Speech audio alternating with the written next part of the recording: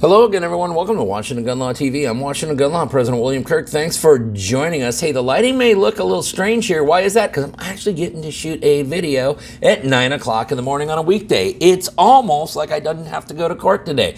Listen, I'm going to get to talk about one of my favorite states, a state that I have spent a lot of time in, but a state that I haven't had a lot of chance to speak about because they do a pretty good job of letting their citizens live free like Americans. I'm talking about the state of Nevada. What I'm talking about is a challenge to unserialized firearm bans or ghost gun bans that occurred down in Nevada a couple of years ago, was enjoined by a district court, but now we have a different answer from the Nevada State Supreme Court, and it's not good if you're a company called Polymer80 or if you're anybody who happens to own an unserialized firearm. So today, let's go through the court's order and let's talk about the Nevada Supreme Court sticks it to Polymer80.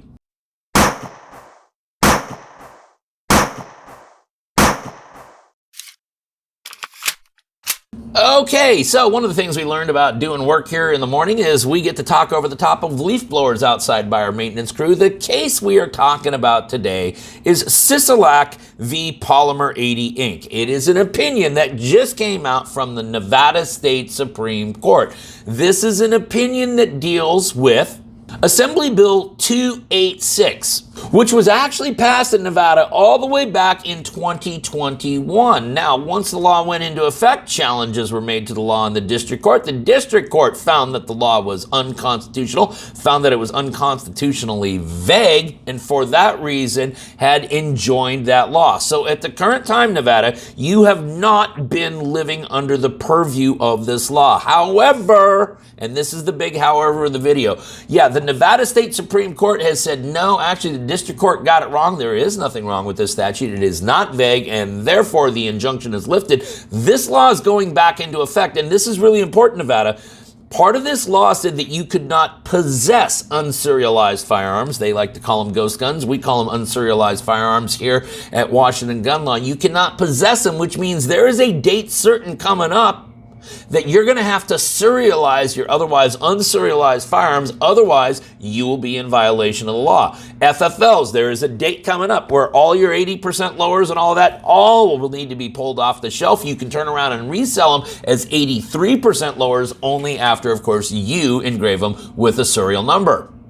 Respondent argues that the definition of unfinished frame or receiver in NRS 202.2539 is impermissibly vague, rendering it, NRS 202.3625 and NRS 202.363 sub 1, unconstitutional. The district court agreed and concluded that the definition did not explain key terms or notify ordinary individuals precisely when raw materials would become an unfinished frame or receiver.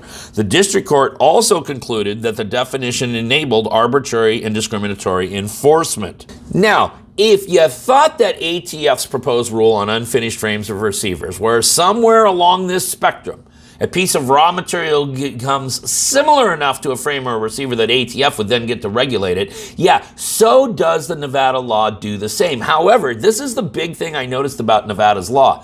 Their definition of unfinished frames and receivers would allow the regulation of these items to occur far earlier in the manufacturing process, even than what the ATF rule contemplated. Why? Because this is the definition under now Nevada law. Unfinished frame or receiver means a blank, a casting, or a machine body that is intended to be turned into a frame or lower receiver of a firearm with additional machining and which has been formed or machined to the point at which most of the major machining operations have been completed to turn the blank, casting, or machined body into a frame or lower receiver of a firearm, even if the fire control cavity area of the blank, casting, or machined body is still completely solid and unmachined. And it is that last section right there in Nevada that really, I believe, expands where your state gets to start regulating raw chunks of aluminum as opposed to where other states get to do so. Now, again, as I mentioned earlier, let's remember that this law, when it goes into effect, not only does it prohibit the sale, offer for sale, and manufacturing of unfinished frames and receivers or firearms which are unserialized, but Nevada, it also prohibits the possession of unfinished frames, receivers, or firearms without serial numbers, which means many of you may be lawfully in possession of an item right now which on a date certain becomes unlawful and therefore you become a criminal unless you act accordingly. And of course, that acting accordingly would be to have the firearms engraved with a serial number. By the way, when you do that, I want you to know that the 4473 will need to be filled out, and the FFL or gunsmith who does the engraving, yeah, they'll have to run a background check on you in all likelihood for you to get your own firearm back. Now, what the crux of the argument was at the lower court is listen, when we take a look at the terms blank, casting, or machine body, these are very vague terms. And with that vagueness, it would allow for very arbitrary, capricious, haphazard enforcement of the law, where it would probably be a tapestry of enforcement based upon which jurisdiction you were in. Obviously, the Nevada Supreme Court was not persuaded by this argument, as they have ruled. We conclude, however, that the meaning of the terms contested here are readily ascertainable, and their meanings resolve the district court's second and third reservations. Okay, and then in addition to that, previous challenges had also said, hey, listen, the way you're defining unfinished frame and receiver is kind of vague as well, and that creates problems for citizens of Nevada as well. However, as you can imagine by the title of this video, yeah, the Nevada State Supreme Court was not too persuaded. We next turn to the meaning of frame or lower receiver of a firearm. These terms likewise may be understood by their ordinary meanings, which accord with and are given greater specificity by the firearms industry. And that is true. The firearms industry does use those terms interchangeably, including so did an expert witness who testified on behalf of Polymer80 at the lower court actually use those terms quite interchangeably. And for that reason, that was kind of used against them by the Nevada Supreme Court when they reviewed this record. Now, of course, as you notice from the definition, it also requires major machining. What the hell is that? You see, we as citizens typically like nice bright line rules. I've noticed that the Second Amendment community in particular likes nice bright line rules because most of you want to scribble inside the lines. That's really how laws are most effective. Well, the Nevada State Supreme Court and apparently the Nevada legislature was not too interested in really making bright line rules here. They like these various shades of gray because what allows them to subjectively enforce the law. As the Nevada State Supreme Court specifically ruled here, whether a given operation constitutes a major machining operation should be determined by a district court based on the facts of each case. So what the Nevada Supreme Court is saying is, listen, I know you guys wanted us to resolve all of these issues. We're just going to resolve the vagueness issue. When it gets down to the nitty-gritty, yeah, we're going to still leave that to the district court to kind of figure out how fungible this law really is. I know it's not the answer you wanted, Nevada, for multiple reasons, but this is how the court has ruled. In sum, the meaning of the terms used in NRS 202.2539 are readily ascertainable through their ordinary usage and understandings commonly to the heavily regulated subject of firearms. A district court will be well suited to determine whether a particular object constitutes an unfinished frame or receiver in the course of performing its customary functions. Nevada, the other challenge that had been made to this statute is it almost appeared as though it was a strict liability crime, that if you were in possession of one of these firearms, prohibited firearms, that and that alone standing would constitute the crime. Now, most crimes, with the exception of crimes such as DUI and things like that, are not strict liability crimes. That is, the prosecution must prove some kind of a mental element, whether it be knowledge, whether it be willful, whether it be recklessness, negligence, whatever it may be. There has to be some mental capacity that has to be proven by the prosecution. Now, the statute was silent to that. The Nevada Supreme Court, however, has bailed that argument out as follows. Where a criminal statute includes an element that an object be intended for use in a particular way, the prosecution must show that a defendant knew of the characteristics bringing the object within the scope of the statute.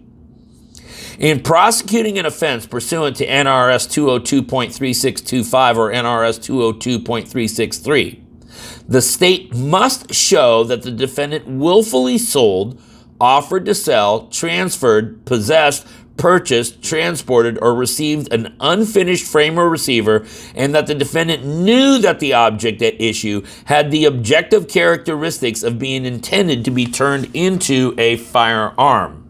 And with all of that, the Nevada State Supreme Court, in a unanimous decision, by the way, and that is important to note, this is a unanimous decision, there is no dissenting opinions, has ruled as follows. The district court erred in declaring that the definition of unfinished frame or receiver in NRS 202.2539 is unconstitutionally vague, and in enjoining the enforcement of NRS 202.3625 and NRS 202.363. Given that the definition employs terms ascertainable by their ordinary meanings and that align with the trade and industry usage, we conclude it is not vague. Further, we conclude that the statutes are general intent statutes and are sufficiently definite that they do not risk arbitrary or discriminatory enforcement.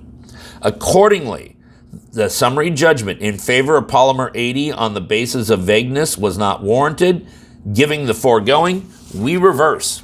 So Nevada, stay tuned for details. I'm not quite certain if this is going to go back down to the lower court for further findings or whether or not the law now has an activation date. Remember, if the law is enacted, there will be a date certain out there where you will need to bring firearms into compliance lest you face being in violation of the law. For FFLs, there will be a date in which you will need to bring your inventory into compliance. Otherwise, you risk being in violation of the law once again. Now, obviously, I think Polymer80 is a Nevada-based company. This is a brutal ruling for them. This obviously significantly dents their business, and this is a trend that we're seeing in a lot of other states. Washington State just 2 years ago passed also a rather similar ban. The case, once again, is Sisolak versus Polymer80. We'll go ahead and link it up down below so that you guys can geek out on the Supreme Court's ruling yourself. Now listen, on a side note, if you guys got some ideas for some videos, some things that maybe Washington gun law should be covering, go ahead and click on that link right up there. We'll also put it down below in the description box. We'd love to hear from you. Some of the best ideas we ever had weren't really our ideas. In the meantime, if you guys got any other questions about this or anything else related to what's left of our Second Amendment rights, you guys should know how to get a hold of Washington gun law by now. If you don't, that's okay. That information is down there in the description box. And then finally, let's say everybody remember that part of being the lawful and responsible gun owner, like we talk about all the time here, is to know what the law is in every situation, how it applies to you in any instance that you may find yourself. Until next time, thanks for watching. Stay safe.